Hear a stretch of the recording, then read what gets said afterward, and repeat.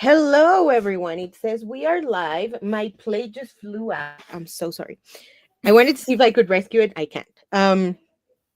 So today we are gathered here today to talk about our favorite, our not so favorite books of 2024. This was Candace's idea, so send all the praise to her. I'm gonna share on Instagram that we Oh, are well, good idea. live. Uh, okay, come join us.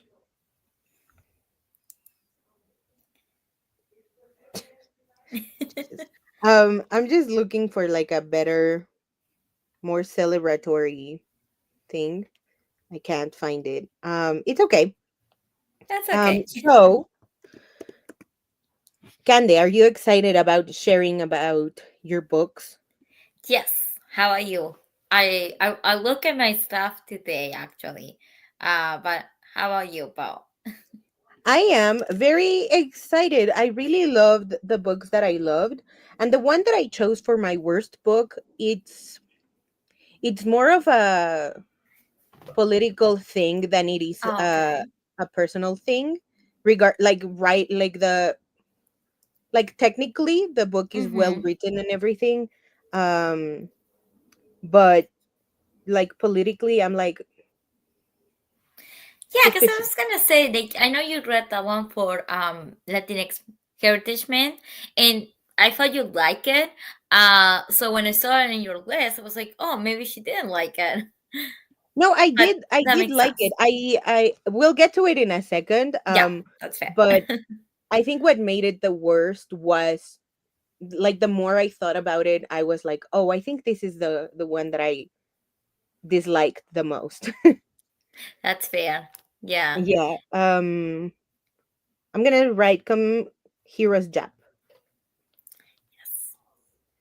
because Gand and I are professional yappers, Oh in case yes. you haven't noticed. A little Uh, bit. A little bit. yeah, only a little bit. Du-du-du. Your story. There we go. Wee. Okay. So today, the live show it's called 2024 Reading Reflections, and so I I don't know if I have any unexpected ones. Maybe, Okay. but how can I? If I hit play, oh, okay, now I see how it is. Hold on. There we That's go. okay. I think it's better. I think that I Oh can yeah. control it better. So we are starting with the top books. We're starting with the positive stuff. Yes. So, oh, no, what happened? Here we go. Okay, I do see one unexpected one. So, these are in no particular order. These are Mm-hmm. just as I was looking at my list, the ones that I was like, "Oh, this is definitely one of my favorites." So I'm going to start with the adult one. Can you see me Okay. going bloop bloop bloop? Yes. Okay, perfect. So this one is called To the Hilt by Bryn Renee. And I Mm-hmm. feel like the cover is, to me, to my brain, it's like accidentally sexy. Yeah, it kind of is, actually. Yeah. Um, and I feel like that is obviously the point of the cover. This is erotic horror, Okay. and it's about the sole survivor of a massacre, and Mm-hmm. it's been 10 years since that happened, and now the killer is back to haunt her, and so erotic things happen, and it's so fun. It's the right amount of twisty and horny Mm-hmm. that i Okay. that I loved. I That's wasn't, good. I don't know what I was expecting, but I wasn't expecting it to become my top in my in this list. I wasn't expecting it Mm-hmm. to come on top. So That's that's fun. number one. Or number one on the list, and not necessarily the my favorite one. Mhm. Number two on my list is actually a really unexpected one. This one is called The Marrow Thieves. It is by Cherie Dimaline, sorry. And it's about a Métis boy. His name is French. It is set in a dystopian future in Canada, and it's a future where non-indigenous people are unable to dream, and so that's driving Okay. them crazy, and they are looking for indigenous people who are still able to to dream, sorry. And they steal their bones so that they can steal the marrow and be able to dream once again. And so it's about survival. There's the found family trope, which I love. There's these I think there's three, maybe four chapters called Coming To Stories, and it's about how French and three or maybe two other people made their way to the found family. Um, Mhm. I like that it's really, this one is short. I feel like the audiobook was like 7 hours, and I Okay. read it at maybe 1.5. And so that made it like 5-ish hours, which is, now that I'm more experienced in the audiobook realm, I feel like it's not such a huge commitment. Mhm. Um, I love this book. I like that it really gave life back to things that we sometimes feel are colonially dead, in terms of, like, they talk about Mhm. residential schools, for example, which is something that is not a thing anymore.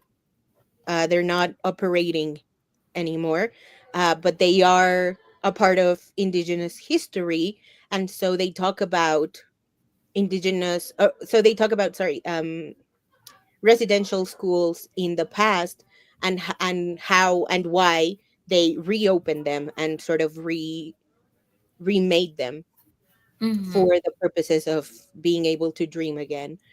There's a second book um in this world called Hunting by Mhm. Stars, which is a sequel, and it's also in fucking incredible. Highly recommend this book. um Another one is This Is Me Trying. This is by Raquel Marie. This one is about two estranged best friends, Beatriz and Santiago, and they haven't seen each other in 2 years or something like that, after the death or after the funeral of one of their best friends. And so now that Santiago is back in their hometown, he's trying to make amends with Beatriz Mhm. after he ignored her for these past 2 years. And so this book is so messy. I was just talking about it in a video that I just filmed, and I talked about how I had been missing on television messy teenagers like One Tree Hill and Gossip Girl, and I hate to Mhm. be that person, but they don't make television like that anymore. And so I feel like this book is a little bit of that messiness, and it gives you queer characters, and it gives you the talks on mental illness and grief and a love triangle, square, pentagon weirdness. Um, I feel like it gives you everything that the 2000s TV shows had to offer, but in a much more uh in just such a better way. Like, the representation Okay. is obviously 10 times better. um I love that it takes place in a small town. I love the cat. I love Santiago's grandpa. Everything about this book, I just genuinely love. This might be my number one. Then I added Till the Last Beat of My Heart. This is by Luanji Beaumontes. This is YA contemporary fantasy, and it's about Jackson, who Mhm. accidentally brings back from the dead Christian, his crush. Okay. And so it's a little bit of like Cemetery Boys and a little bit of like, no, not Undead Girl Gang, because Christian is not a zombie, but it's that angst of like, you're only back here for a second, maybe. Mm-hmm. And so, Mm-hmm. sorry, I don't know what happened. Um, yes. That's okay. Sorry. Um, yes, the it's about Jackson who brings him back accidentally, and it's angsty, it's gay, which I love. It's so sweet too. I think Mm-hmm. I've already mentioned this in our lives, but just in case I haven't, I really enjoy reading books about first love, Mm-hmm. and I just love the fantasy of it all, because the book ends and you're like, oh, they're together forever in your mind, in your own little fan canon. I love that. And finally, I in my top 5 books is Racial Innocence: Unmasking Latino Anti-Black Bias and the Struggle for Equality by Tania Cateria Hernandez.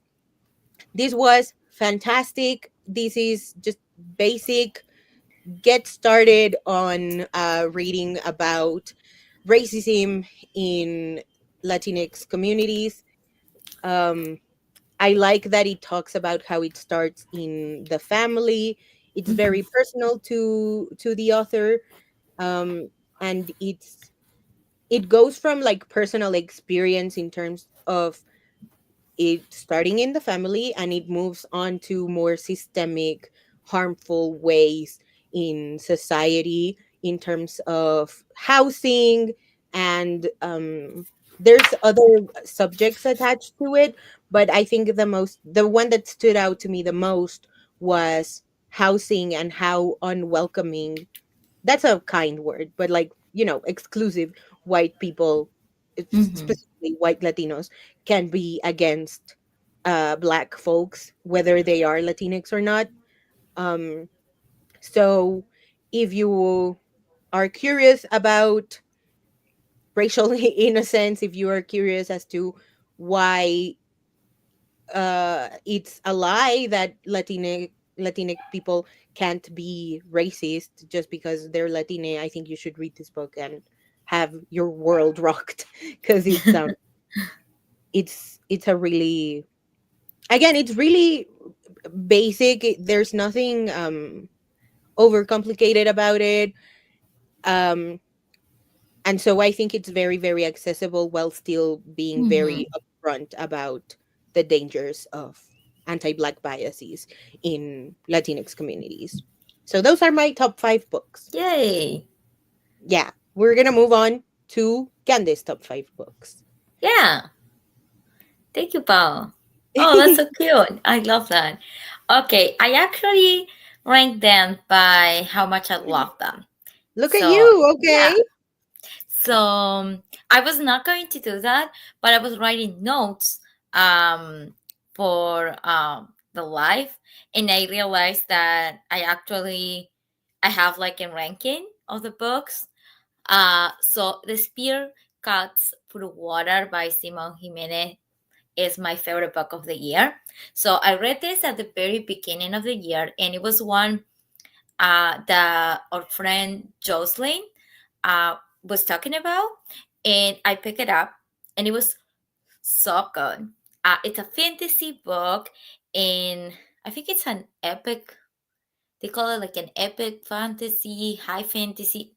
I don't I don't know. I don't know why you're talking about that. I don't understand that. But the book is about, it's like a story inside a story. Um so it's really all about war and the power of the stories. So we have this man, and it's like the timeline, like you have past and present and future all combined together. So you don't really know when you're standing, like what the timeline is, because you have a grandmother telling a story about like the Filipino um I don't want to say culture because it's kind of like it's a fantasy world, so it's more like the history of them. But she's telling the story to her grandchildren. One of the grandchildren is grown up, and he's traveling to like a realm of dreams where he sees a play, and that play is a story that her grandmother told him when he was a kid, and that story is the story that we're reading about. So we see it through the grandmother's point of view, like when she's telling the story, we see it, him watching the play, and we follow the characters of the play as well at the same time. So I feel like I make a mess explaining it because it's really complicated. Everything is happening at the same time. But the key point I want you to understand, it's a road trip. It has gods, and is this warrior and this prince, and they are helping a god like in a road trip in the fantasy land to end like this very terrible family that has been in power for years. So it's about really like when they're going through the road trip, it's a love story because they're falling in love, but it's also who tells the stories, what is the power of stories, and it's just so good. Like one of the best writing I have ever read. I It really, sounds incredible.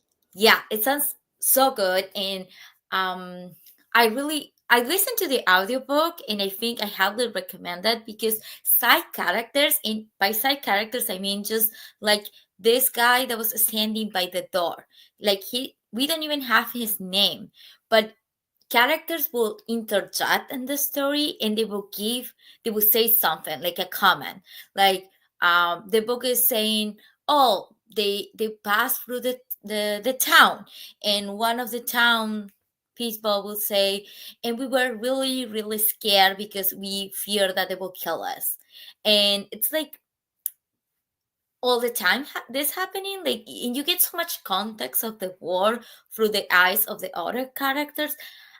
Just like phenomenal piece of writing. I think it's just incredible. Highly recommend. I love it. The audiobook is so good too. So I recommend that.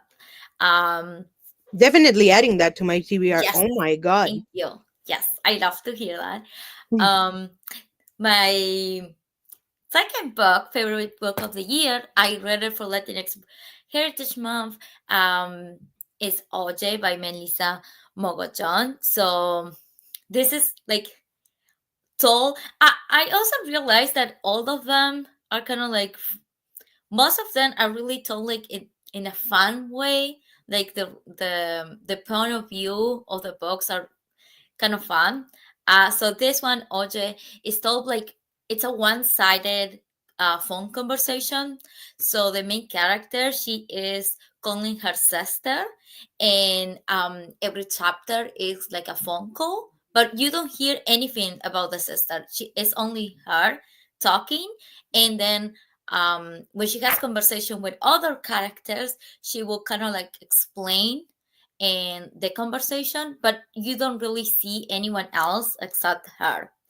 So it's really interesting because she's the younger sister of the family, and her sister has moved to college, so she's feeling a little bit abandoned. And she will tell the sister all the time through the book, "You abandoned me. You're a bad sister. You're a bad daughter." Um, just she's really hurt by that.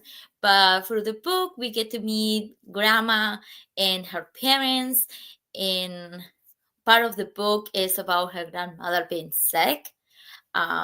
So I would definitely say like trigger warning for this one, for like it's a really heavy book because I when I start the first half is really funny. Like the conversations she's having with her sister are really funny, but the book takes a turn halfway through, and it becomes very very bittersweet. um but I don't know, it's just a beautiful story about like family and the trauma that we carry when if we don't talk about it, how we carry it to our children and our grandchildren. And the main character, she is a lesbian and she's really scared about coming out and talking to her grandma about it. So I think she's kind of like the story. It's all about her coming to herself, like realizing who she wants to be, what she wants to do after high school, but also dealing with the illness of a family member and grief, and finding out all those like really terrible family secrets. It is, again, super incredible piece of writing. Is the first half super funny. Like I was reading, I was laughing out loud all the time. Then, I mean, it's still funny, but it's funny and tragic at the same time. So be prepared to cry. But I highly recommend that. I think it's really good, and I love the relationship between the sisters. I think the author pull it off, because I was scared when I realized it was a phone call, but you can only hear one character talking. But I think she really put it off in a way that she could do character development as well as like a plot. So I think it's really good. My next book, also ready for Latinos Heritage Month, and that's Candelaria by another Melissa, but Melissa Lozada Oliva. Um, if you are here for Latinas Heritage Month, like the Reading Sprints we were doing, you probably heard me talk about this weirdest book I've read the entire year. Because it's like zombies and a cult, and talking about like gender violence, and also kind of like family and trauma, and how if we, kind of like I kind of like older how if we don't talk about what happened in our families, we carry the trauma to our children and grandchildren, and we like keep perpetuating this cycle of hurting, like in maybe emotional or physical abuse, because we don't talk about what happened. Um, it was, again, super weird story, and it has, you follow a family, the grandmother Candelaria and her three grandchildren. And Candelaria's point of view is told in second person, which I thought it was super fun to read about. The others are third person, so it was like a switch between the chapters. And it's also a story that is both told like in the present, when you're having like a zombie apocalypse, in the past, where you're getting to know what happened to the granddaughters and why they have such a like terrible relationship between each other. um Heavy book, but I think it was incredible, like really really good. The next one, it's The City in Glass by Nebo. I read this one this month. Super good. I love Nebo, so I knew I was gonna end up including one of the book, but this one is like a, it's like a enemies to lovers between a demon and an angel, but it's also a story about how, civilizations will rise and they will end, and how it's kind of like a cycle of human history of we must like rise, and then every story has to come to an end, kind of thing. But it's told from the point of view of those just immortal, they are just standing there as they see humanity in their wars and their past. And they don't, at the beginning, right, they don't hate each other, but they slowly fall in love, and they fall in love for the city that they're protecting. And I think the writing, Nebo's writing is always so good, and I really enjoy it. It's also super short, which I think it's Nebo's best. It's always short stories. So love this one. And the last one, I feel I talk a lot, but the last one is The Space Between Wars. And this is by Micaiah Johnson. And this one I read it for book club, but I had this book for on my TBR for ages. and it's a sci-fi book about like multi universes. So the main character is like traveling between worlds, and it it's kind of like she realizes that, well, her word is really fuck up in the ways, and it's a story about like survival and how much will you do to survive, but maybe what is the limit between like you do things for yourself and when do you start caring for the community around you and not just you. It's also about greedy corporations using um, multi universes for get rich, basically. Um, but I don't know, it's just like a very thoughtful sci-fi book that asks like when we have like societies that are very unequal, and how do we like, it's your responsibility to do something. Maybe should you just care about yourself and save yourself, and like I said before, like what is the limit between, oh, I'm doing this to survive, and when do you start caring for others? You should care for others. I think it's really thoughtful. The main character, she's not very likable at the beginning of the book, and I love that because she's very selfish. And part of the character growth in the book is really her realizing, well, who she is, but also her relationship with others, which I thought it was really good. So I love that. That's also a theme in The Marrow Thieves and okay, Hunting by Stars. I yeah, that one is in my TBR because I for sure have to read that one. Oh, it's so good. But these all sound incredible. Yes, they were really good. I I loved hearing you talk about them. I think you should give yourself some credit because I really did understand a lot more in the synopsis of the Simon Jimenez one. Mm-hmm. So Okay. yeah, you are great at explaining things. Don't Okay, because yeah. that the plot of that one is so convoluted, I feel, and I don't want to spoil anything, but at the same time, I want to explain to people like why it's so good. Is how Yeah. convoluted it is. Yeah. Yeah, Okay, I'm glad. yeah. I also the covers for all of these are so pretty. Yes. Oh my god, yes. Moving on to the worst book I read, In the Country We Love by Diane Guerrero. I think I talked about this in when we were just talking about the Latinx book bingo.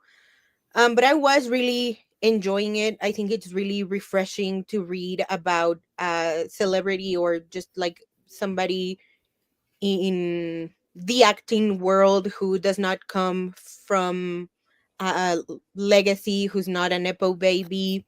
I loved reading about Diane's drive to to be an actress.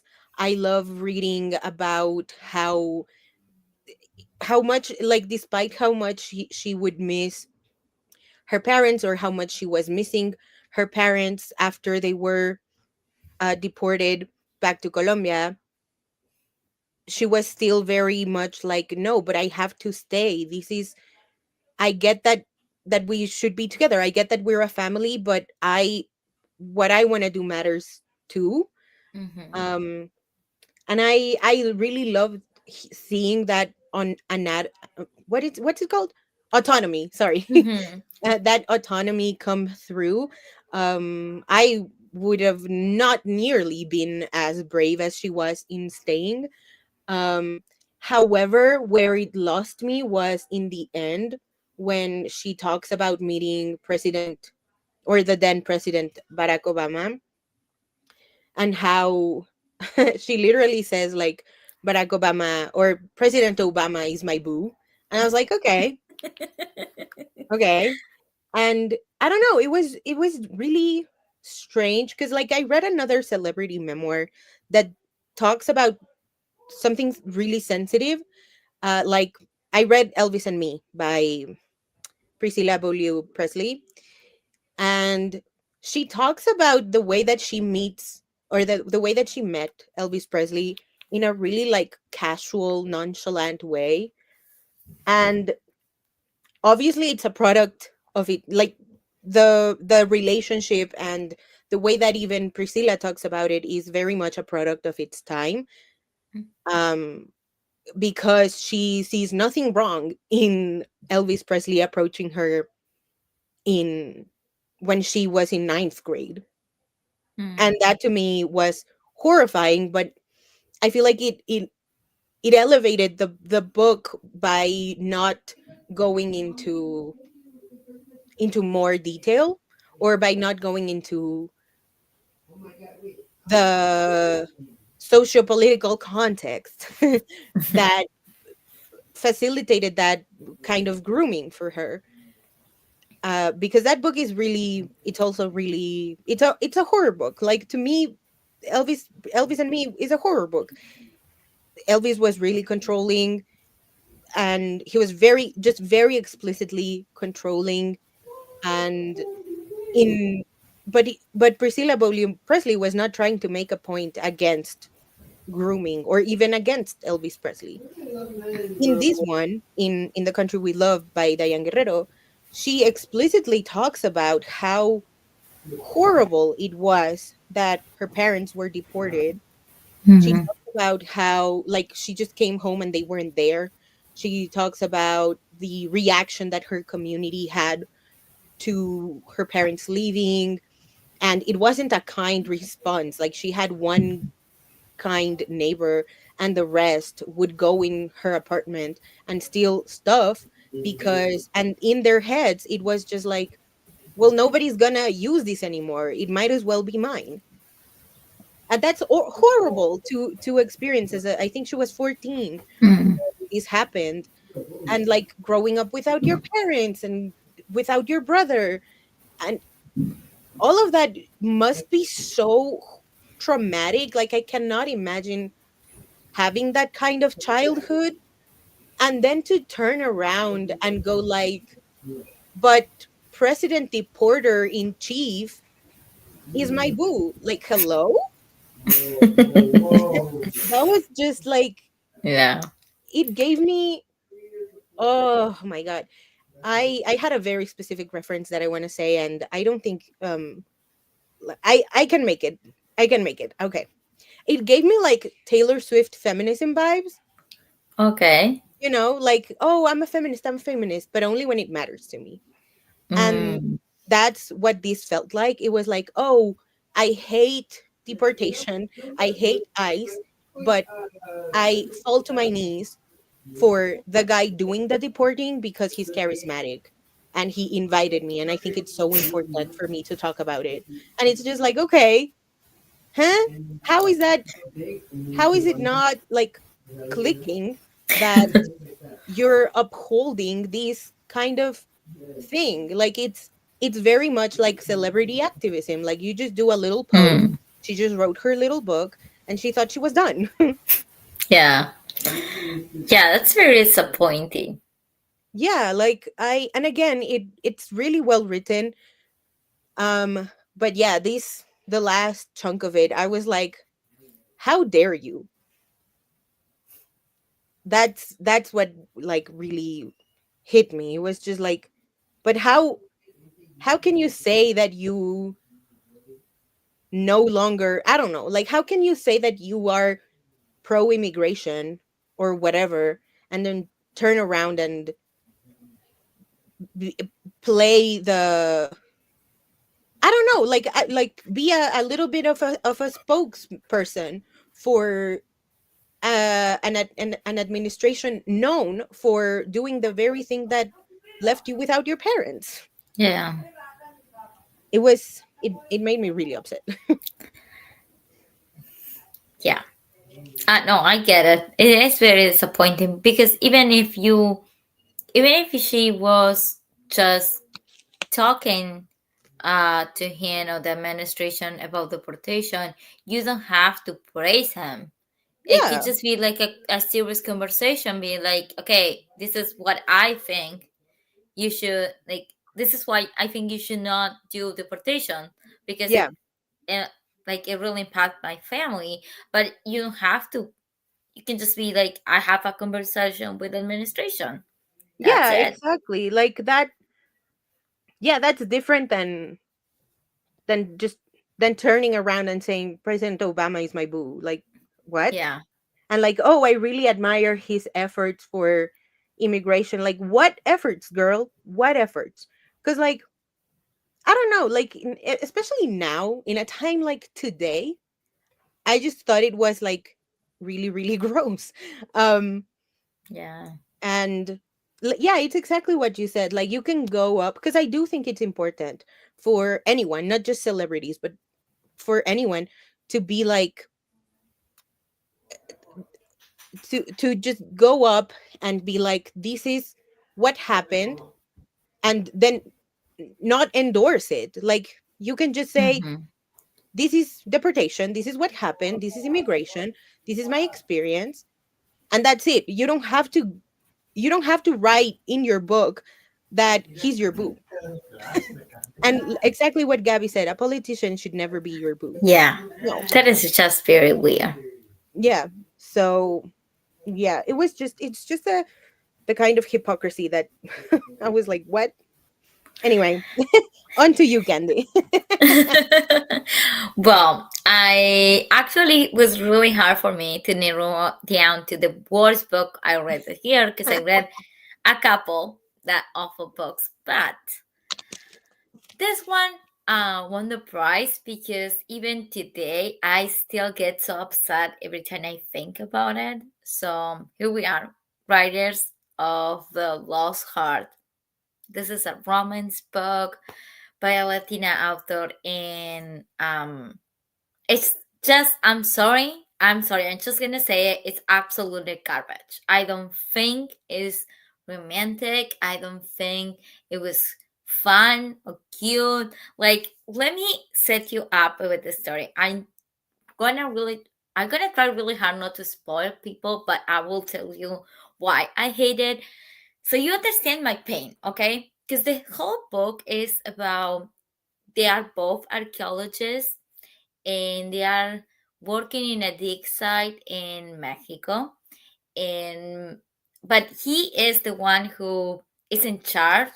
And then he calls her because she's actually the expert because she has written about and done a lot of research about like this I think they're searching for like a burial site because it's part according to her it's like part of her family history, like her family's descendant.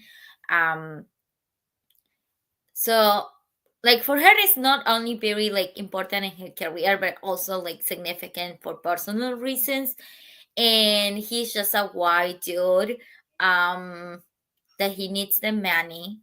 I mean, he's also an archaeologist, but he has it's not as like significant for him. Like it's just like a job, really. Um, and they hate each other. You know, they have to work together, so it's supposed to be like, oh, they have to share a bed, they have to like work together in the jungle. But the thing is, he has been jeopardizing her career for years. Like they studied together. They went to college together. He took the first like job that she was gonna get offered. He took it, and now he's been like for 10 years or something, maybe less. He's been taking her jobs because he's just a white man. And I'm sorry, but I don't think that is romantic. If I found out that the guy that I think it's hot has been responsible for me not getting what I deserve as a professional, I would kick his ass. I would not be thinking about. having sex with him in the middle of the jungle. That's not gonna happen. Okay, he is done. And but the protagonist is so done. Like, I was looking at my notes and I literally wrote like, "You actually, girly, deserve this because he's gonna break your heart and you deserve it because you're stupid." And she was, because she forgave him, and it's like, no, there's no excuse for me. I'm sorry, there are no excuses. And like, he is like, "Oh, I didn't realize I was so privileged," but like, no, like, I don't. I think you could, maybe you can be friends with that person, but I don't think you can date him. Like, how can you date someone who's been ruining your career for your whole Yeah, life? Like, that sounds, especially if he's like getting white man jobs. No. yeah, and just like, be a little bit, like, stand up for yourself, girl. Like, what are you doing? Yeah. And then the other thing I really hate about this book, that's one thing. Like, I did not forgive him, so I was like, no, I'm done. But the other thing is, a lot of the plot is about how she is sexualized a lot in her job, and it's Okay. really frustrating for her because they don't take her serious, and they're always thinking about how hot she is. And he's like, "Yeah, that must be hard." Next paragraph. "Oh, but she looks so hot in those shots."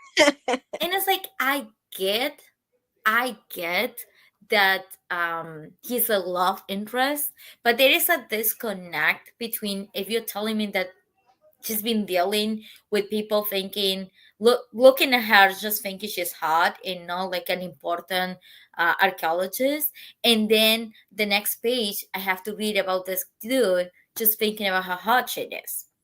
I don't think, Yeah. uh or you take it out, like that's not a plot of the book, or you actually have a conversation between them, because it just felt really, it didn't feel comfortable. Okay, Yeah. I did not like it, and I can't believe I am gonna say this about romance book. It had too much sex, because Oh. part of the part of the conflict that she has is being not taken serious, because everyone thinks that she's like sleeping around, and everyone wants to be with her because she's so hot, so they don't take her serious. And then you have to be with this dude that that's all he thinks about. Like, Yeah. we are told that he respect her, but he doesn't, because one, he's thinking about how hot she looks with her shorts, and two, he's been ruining her job, so he Yeah. doesn't respect her. And I did not think it was romantic or sexy. I actually thought it was awful. So Yeah. that's my that's my whole thing. No, I yeah, hate this book. I do remember you talking about how she felt objectified or sexualized, Yes. and then him saying that she was hot. Like, yeah. Mm, mm. Yeah, I don't I think I feel like there's a fine line between thinking like lusting after someone and then like seeing them as an object. And I think like it's just weird to be like if somebody said to me like I feel sexualized, I feel insecure about that, I feel whatever, I would feel guilty about Yes. lusting after that someone, even Exactly. if I fully thought that they were a human being, but I was like really hoping that they would sleep with me. After they confessed that to me, I would be like, oh shit, yeek, I'm so sorry. Like that would say something to me, it would move something in me, it wouldn't make me go like, oh, that's so bad, but you are pretty hot, so Let's have sex in the jungle. No. yeah. No, Exactly. No, bestie.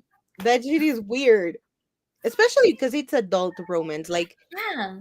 you're not a teenager, control yourself. Exactly. And like, I get what she was going for. Like, she was going for like a sexy Indiana Jones kind of thing. Like, I get that, but it did not work, because as you said, like, the line between lasting someone and objectifying them, when the character feels objectified, like, it's part of the conflict. Hmm. That's not there. Like, don't make it a thing. don't, maybe she has other conflicts with her job, but it's not about being objectified, or they actually have a conversation about it, because Yeah, then it just feels weird. It feels like he's doing exactly the thing that it's really frustrating for her, and I yeah, don't think it's exactly. Like, hot. what's so different about this guy? Yeah, Yeah, yeah, very strange. Just like, just weird. yeah, it was just weird. Um, Moving on to, oh, my favorite new to me authors. Okay, Yay. yay. So I obviously included the two novels that I read by Sharidi Maline, The Marrow Thieves and Hunting by Stars. I think the thing that struck out to me the most was that from at least The Marrow Thieves, it's from the perspective of just French, who is, I think he's 16, maybe 15 years old in the first novel. And then in the second novel, we go into the perspective of Rose and the family.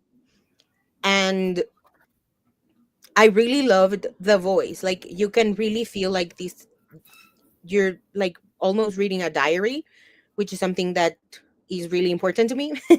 In When you're reading YA, it feels just really authentic. And I don't know, it was just like really haunting prose. Then The Color Purple by Alice Walker. This is a movie poster. Sorry. But um I this book is so brilliant. It is in epistolary format. So it's basically Celie writing letters to God. And in those letters, she's like trying to make sense of her situation because she's trapped in an abusive marriage. And this book is, I feel like, I don't even know what I was expecting out of it. I just really remember wanting to read the book before I watched the movie musical. And this book is so beautiful. Like, it touches on abuse, it touches on sisterhood and sexuality and queerness.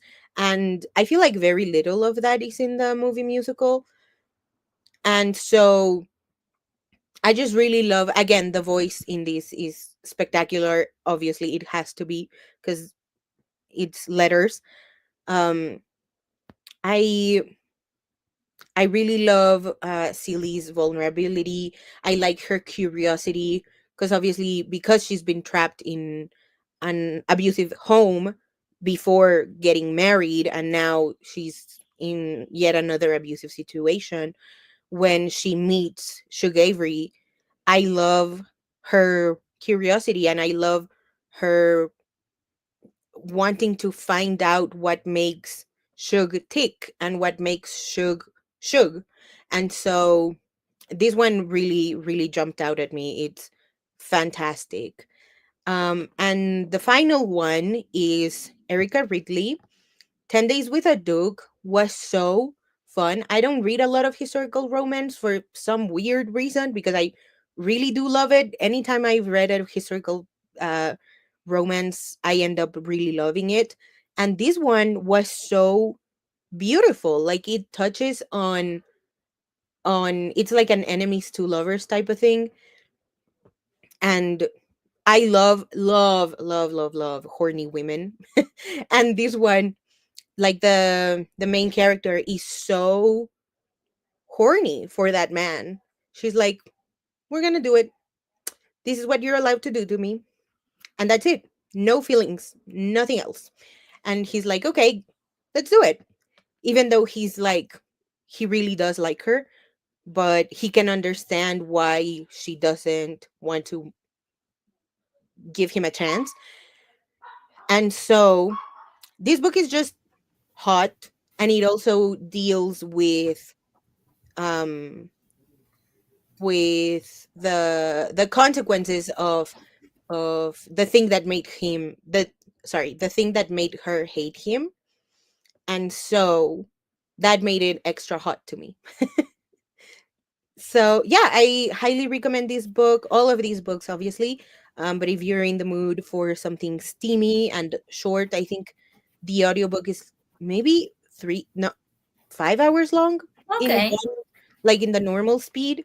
Mm-hmm. So That's check good. it out. You're like, tease the season still, so because it's part of the 12 Dukes of Christmas. Yes.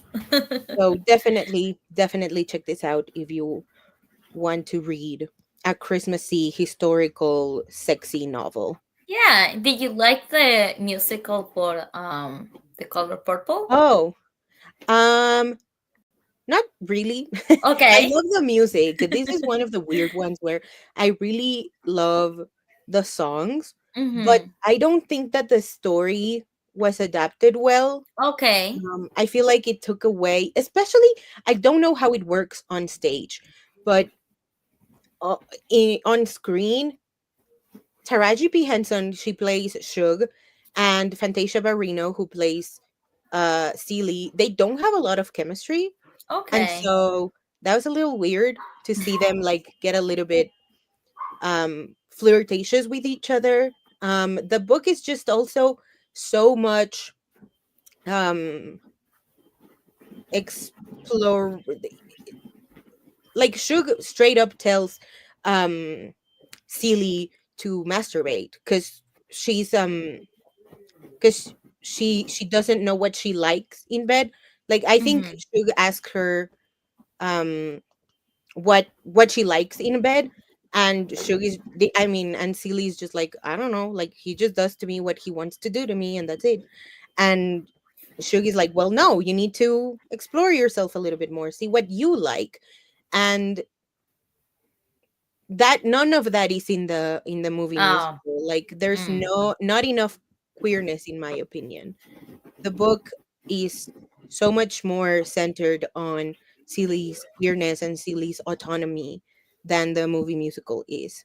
Mm. So I didn't love it, unfortunately. Oh. Okay. But that makes sense. Yeah, yeah. Did you see it? No, I have not seen it. I feel like when you were talking about the book, I feel like I have maybe for school we read some chapters because I don't remember reading the book, but I remember some of the things you were talking about. So I'm not sure if I would read some like chapters in school.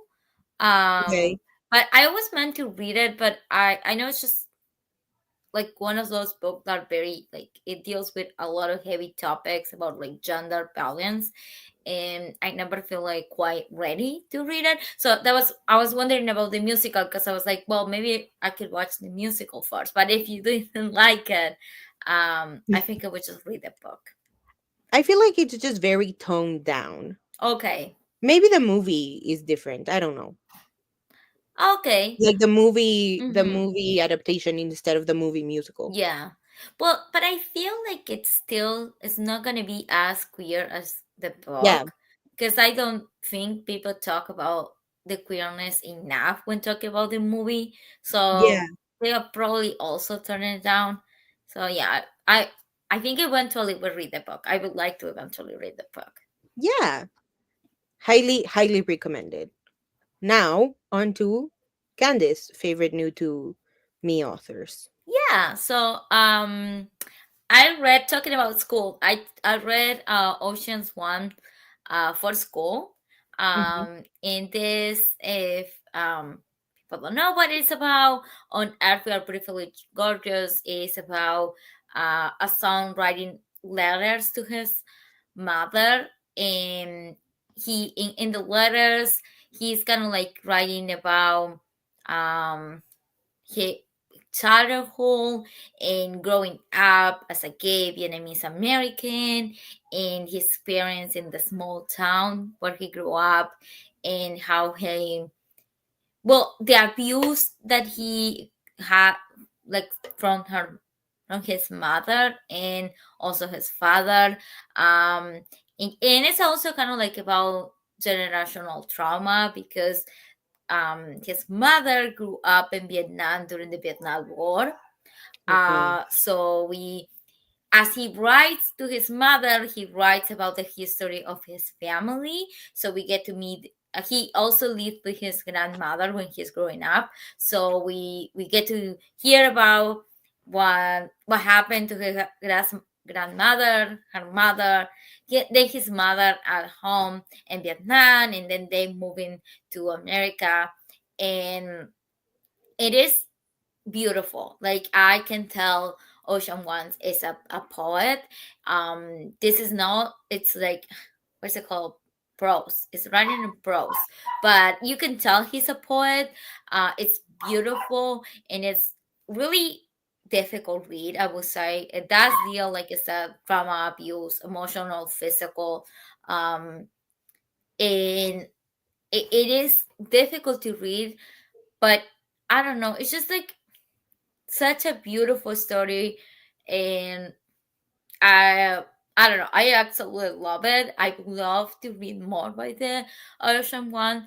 Um, but yeah, highly recommend if you can handle the book. Because like I said, please check trigger warnings, because it's not an easy book to read at all, but I think it's worth reading.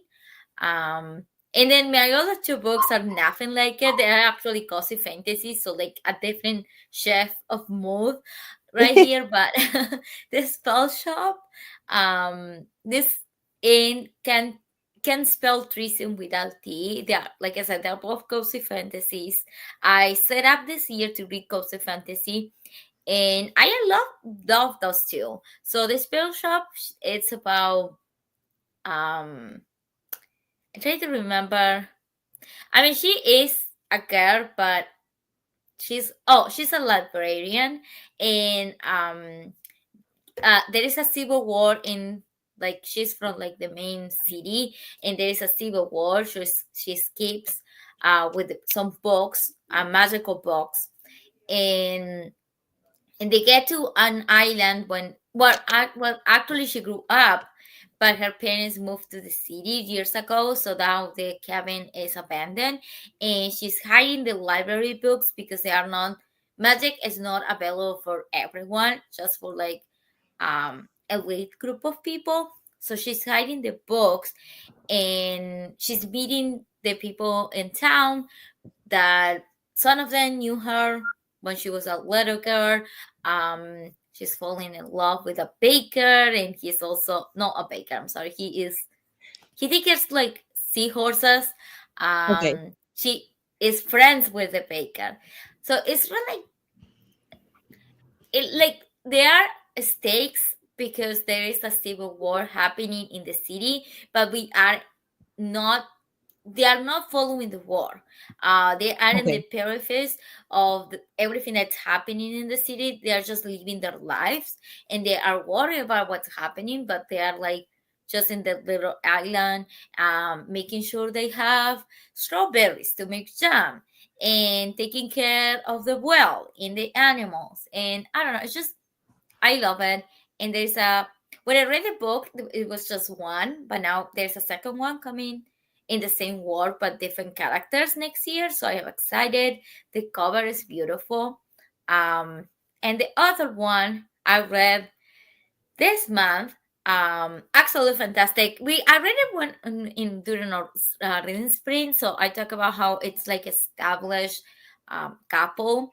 One of them is a soldier for this evil terrible queen, and the other woman is she's like the leader of like the top magic, like she works with magic, but it's like in the top in the world, like who's in Okay. charge of making sure the magic is working.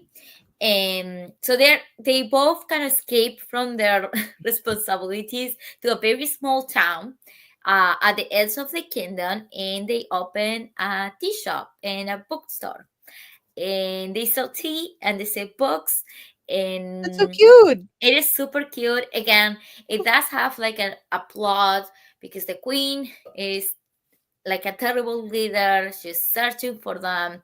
There are also dragons attacking the town, but the overall plot is really their relationship, and they're also like established couple. So it's really Mhm. fun. There's a lot of banter, and the series apparently There are other two more books, and I think a fourth one is coming out next year. Okay. So excited to keep reading from all of those authors.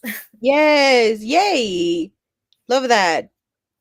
That I like that you have like a really hard hitting book, and then you have two cozy fantasies to balance it all out. Yes. I love that. Next category I think is genres. Yeah, I was a little specific with mine because I have the contemporary one.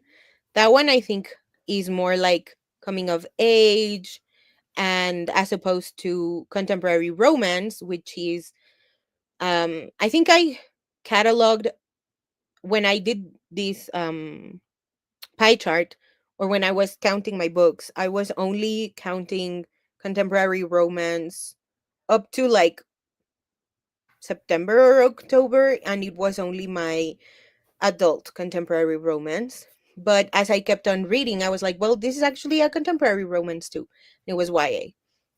Um, so these are just genres, not age categories, but these two might be a little more closer than they actually are. Hmm. Um, this one was dystopian. I read two books, three books, three, because I read Hunting by Stars, The Marrow Thieves, and Candace Co National, Agustina Basterrica's Tender is the Flesh, Oh yeah. which people describe it as horror, but Latin Americans say it's dystopian. And from my Interesting. perspective, given how systematic everything is, how institutionalized everything is, I think it's more dystopian. That's good to Um, know. then 5% erotica. I'm trying to think of all the erotica books that I read. Probably like erotic horror is here. I don't know. I like horny books. People know that. Fantasy, 10%, and contemporary fantasy. I haven't read contemporary fantasy in a really long time. I think the only two books here would be Till the Last Beat of My Heart and Undead Girl Gang, which are both necromancy, so Yeah, definitely a cute actually. little extra. The fantasy ones, I was so happy that I got to complete the Three Dark Crown series. I read the first one last year, and this year I finished the last three books. And I also read the last book in the Shadow and Bone trilogy, so Oh Heaven and yeah. Hellsing. Yeah. And I also read Six of Crows and Crooked Kingdom. So very exciting stuff. That's YA fantasy, and then I read Ava Reed's The Wolf and the Woodsman. That is adult fantasy, so that's there. Historical, I well, obviously The Color Purple and Erica Ridley's 10 Days with a Hmm. Duke. Horror, I read You're Not Supposed to Die Tonight by Kaylin Bayron, which is fantastic. Oh yeah. Um that's the only horror book I remember reading. So You read the new Vicente Tirado? oh right, Something. yes, yes, yes. We came to welcome you. Holy shit. Yes. I read that one with Colleen for Latinx Book Yes. Bingo. That shit was so disturbing. It was so good, but it was so disturbing. Oh, okay. Yeah, it's really good, but ah, Hmm. scary. Then this one it's for magical realism. I just read Wild Beauty. Then memoir, I read three. I Okay. read Priscilla Beaulieu's Elvis and Me. I read Michelle Buteau's Survival of the Thickest because I read those for my 2023 adaptations ranking video, and I read my the worst book, the Diane Guerrero one, In the Yeah. Heights We Love. Mystery, I am at a loss. I remember, like, I think I categorized The Roundhouse by Louise Erdrich as mystery, but I could be Hmm. totally wrong. Uh, Nonfiction. Oh my god, why am I forgetting the nonfiction books that I read? Obviously, Racial Innocence, Yes. and then I don't know.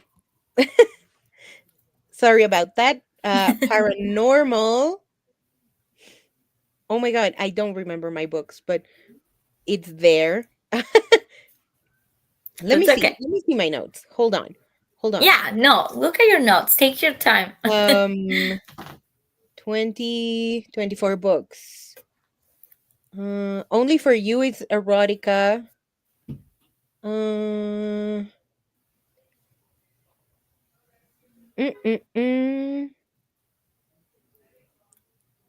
What am I looking for? Nonfiction. Nonfiction. Yeah. Oh, and paranormal also you mentioned. Oh, and paranormal. Yes. Hmm. Oh, in nonfiction, I read Quemar el Miedo, which is a feminist manifesto from a group in Chile, which was fantastic. Hmm. And I read uh oh, Pretty was another memoir by KB Brookins that was incredible. That one is not celebrity and it's by a poet. They're Okay. you should follow them on Instagram. KB Earth to KB is their username, and they are a trans masculine uh person living in Texas.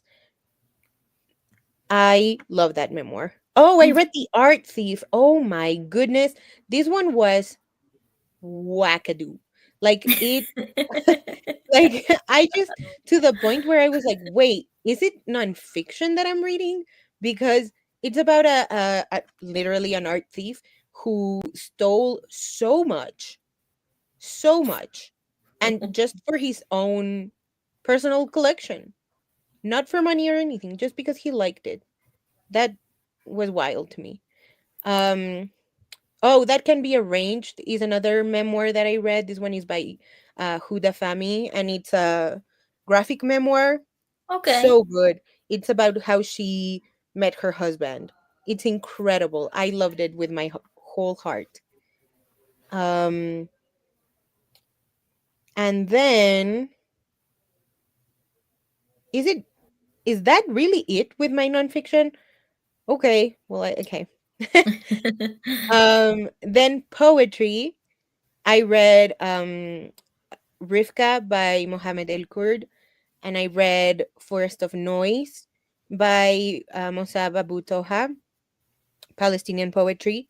Phenomenal. Highly recommend the audiobook for Forest of Noise. And then I also read Megan Fox's book of poems. That one Oh is yeah. called Pretty Boys Are Poisonous. That one is um really raw. Like Okay. the theme is the central theme is abuse, and it's like a punch to the gut. It's really really good. And finally, romantic suspense, and that one I do remember. It was the Beards and Bondage series by Rebecca Witherspoon. It's Haven, Sanctuary, and Oh Harbor. yeah. They're so good. They're so hot. I think the one that stood out to me the most was Haven, just because of how sexy it was. Um, yeah, I think that one was the one with the most steam.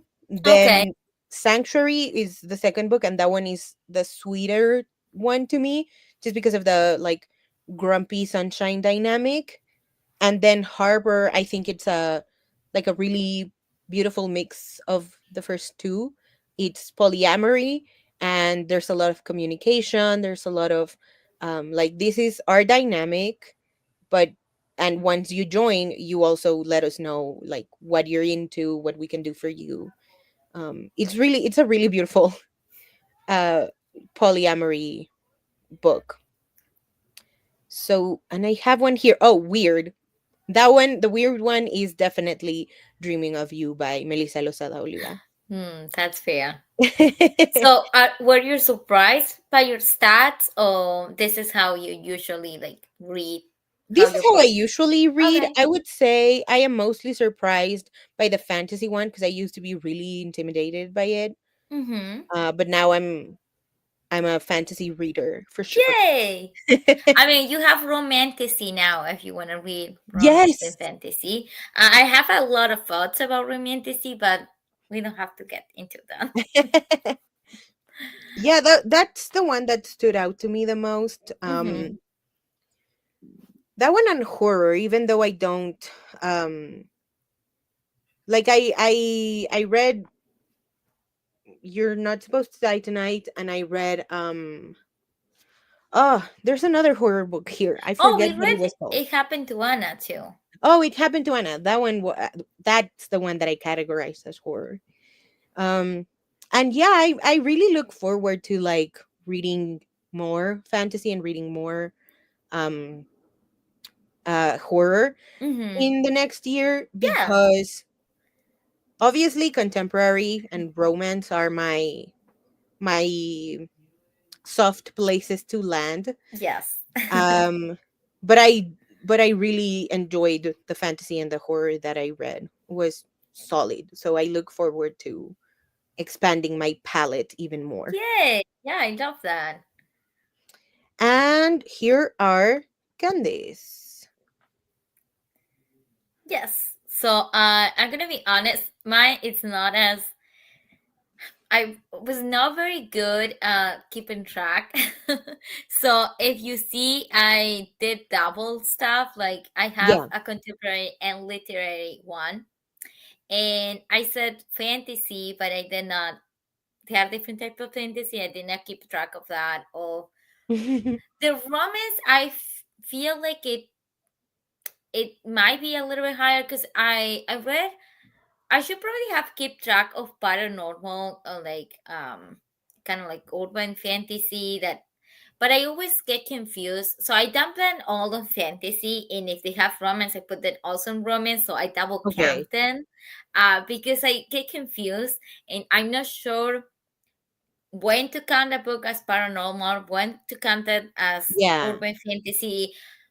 But yeah, mostly fantasy. Um, but like I said, romance, I'll be honest, like probably I read only four contemporary romance. That all the romance there is paranormal romance or Okay. fantasy romance.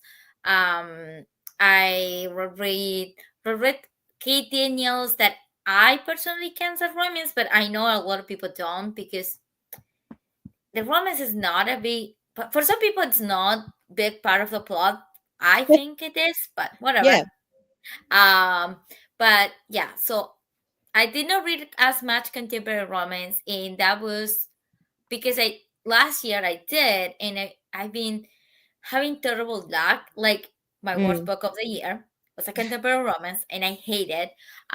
So I felt like I need a distance for contemporary romance and move to my origins because I started reading romance from paranormal romance. Okay. So I was like, you know what? I'm going back to the werewolves. I'm going back to the witches. Um, and I I did love have, that. yeah, I did have some good luck there. Some of them were not that good. Um, but then my contemporary literary, I've never been a contemporary girly. That was never me. Um, but that's kind of like surprised me because Oje by Melissa Mm. Mogollon, there was one of my top books of the year. It is contemporary, and I love that book. Yeah.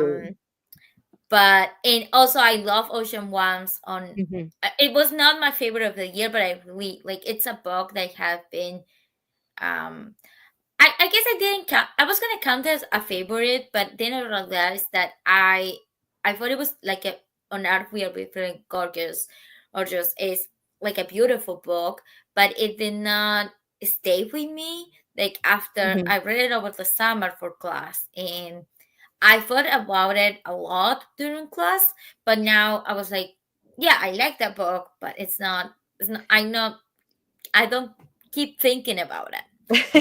Um, sci-fi, I'm not like super surprised with sci-fi because I usually don't read as much sci-fi as I do fantasy. But I was reading multiple theories. I read the problem, the free body problem, that is a Netflix show. I Oh did not yeah. like the book a lot. I think the show is better. Okay. Um, but also The Space Between Wars, that was one of my Mhm. favorite of the years. It's also sci-fi. um and then I dump all my nonfiction together. Yeah. But I did not read one single memoir. I don't really enjoy memoirs. I'm more like a nonfiction essay collection. Oh, So okay. I read essay collections, or like, yeah. So I read so one by Roxane Gay, Mhm. Opinions. That is like Mhm. a mix of her like different writing. Um, and I also read like, I don't know if it should count it as an essay collection, but it's like, that tells you how much I read nonfiction, that I don't know how to categorize things. But like, because it's like about different topics, so maybe counts. Okay. But it's like Divine. It's by Natalie Haynes, and it's called The Divine Might, and it's Okay. about the different Greek goddesses. But Natalie Haynes is a comedian, but she also studied classics. So Okay. she talks about like the different myths that we have for the Greek goddesses, and also kind of like how we, as a society, we have translate those stories, because considering that we there are so many things that we don't know, because we only have little pieces of his Greek history. So we actually like put it together, and sometimes what we put together is more of what as a society we believe, that what Oh. really what What really really the was Greeks or were what really telling. could have been? Right, because for example, like making Pandora, like the story of Pandora, opening the lid of the box, and how actually, if you go look at the myth, the word for, it's not box. It's not that she opened a box. It's really like she kind of like kick it, or like it like the way we translate her story is kind of like implying that she did it on purpose, like it was Yeah. really easy and she did it when Oh. yeah. That's So so it interesting. I think her writing is really good. She's, like I said, she's also a comedian, so she's really funny. um and I think it's she really like made me think a lot, because like I said, a lot of what I know about Greek myths is from reading Percy Jackson. I'm gonna be honest with Yeah. you. And Same. she and that's fair, but at the same time it's like what she's saying, like even what what we read in Percy Jackson is not just to fit the world of Percy Jackson, but also what we think it's good in a society that gets accepted in society. So stories change with time, because we change the way that we see the world. And like maybe Yeah. some some stories were about before about the gods falling in love with the girls because they were beautiful, and now we say no, that was not love, that was assault.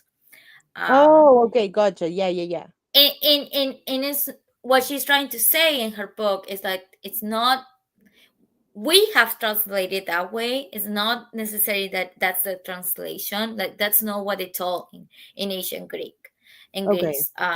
We translate it that way. I don't know, Okay. really thoughtful. I think it was really good. um, the only book I have for magical realism is the one I read by Julia Alvarez, and I put it here because a lot of people saw it market as literary fiction, but Okay. that's the book is called The Cemetery of Untold Stories, and it's not literary because quite literary is a cemetery telling stories, and Yeah. in the cemetery actually the main character is one of the characters, she is a writer, and she decides to bury some of the stories that she's not gonna write, and the stories come Oh. from the cemetery and they want to be heard, so they tell the stories to the people coming to the cemetery. um Ah. so yeah, to me it's like magical realism. I don't know. Yeah. It is really good because it touches like part of the character stories, and like, I mean, like the writer's family history, but also talks about one of the stories that she was writing was about one of the, I think the first wife of Trujillo's, Okay. um, that she moved to United States. And so we get to hear from the characters themselves as they tell the story, and we also get to know the writer and the people who are living in her cemetery and their own family history. And what I really love, and it's kind of spoiler, but I thought it was so clever. Everything is interconnected. It is so good. It is like a really good book. I Um, love that. I'm so curious about that book now. yes, and it's short too. I don't think it's as long. Okay. Good to know. Yes. And then I'm not gonna say anything else because I don't want to spoil people. I think it's really good to go into it and just know that all the characters are awful people, and I love them for that. I Then, love that. yeah, horror.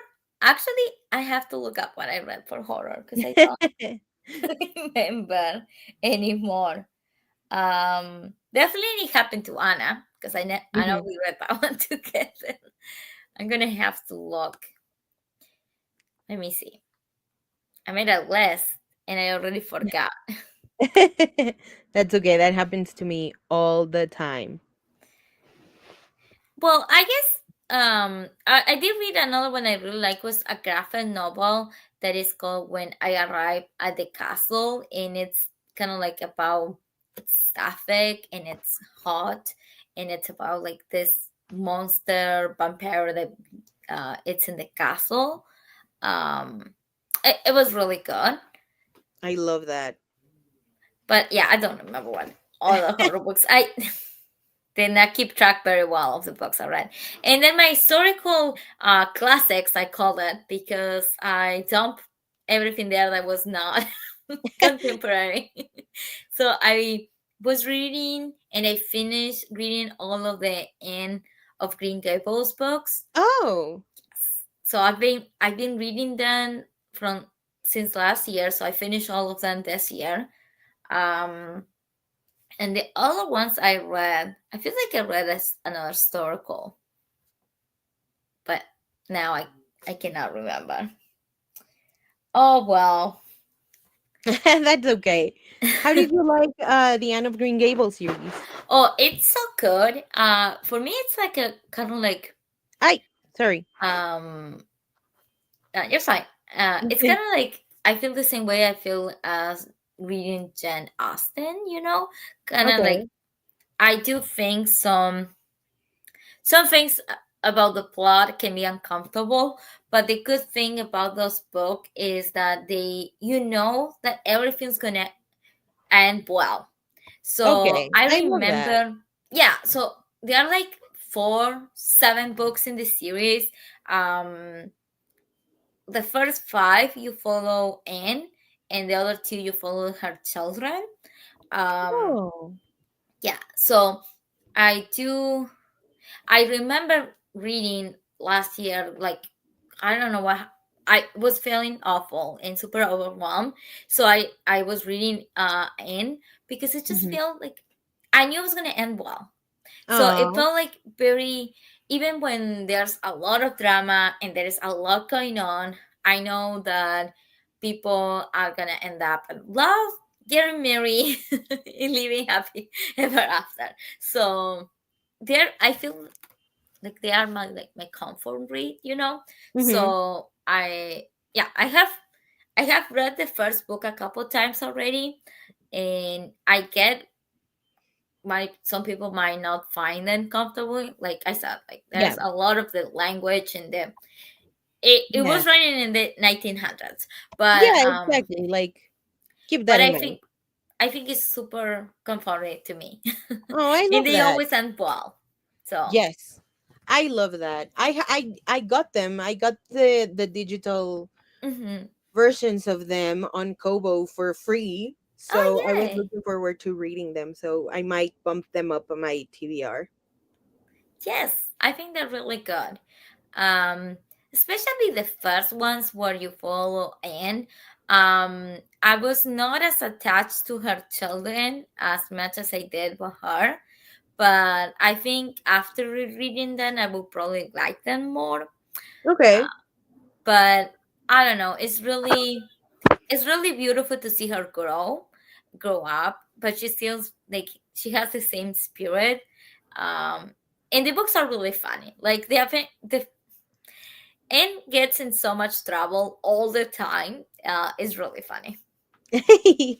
Okay. I really am so curious about it, so I might bump it up my TBR. Yay! Yes. So that is it for our little presentation. Yay us. Yay! Yay! We did it. We did it. Thank you everybody for watching. Uh this is our last live of the year, and we will come back in, I forgot when we said we would come back. Like Well, the we're 8th? gonna come back next year for Yeah, sure. but we will be back in January, sometime Yes. in January, to read and to update you all on what we've been reading and stuff. So, yeah, thank you. Thank you for sticking around since September, because that's when we started doing them for Latinx Book Bingo, and then we just carried on. Yeah, shout out to you all for committing to us. Shout out to Gabby for listening to us yap even when we are doing reading sprints. So yeah, thank you. It's been a really fun time. We always talk outside of this about how much we love doing the reading sprints. So thank you. Good night to you too, Gabby, and have a great end of the year. Yes. Merry Thank you, Christmas Gabby. to all of you who celebrate, and just happy end of the year to those of you who don't. Thank Yeah. you once again. We'll see you next year. Goodbye. Bye.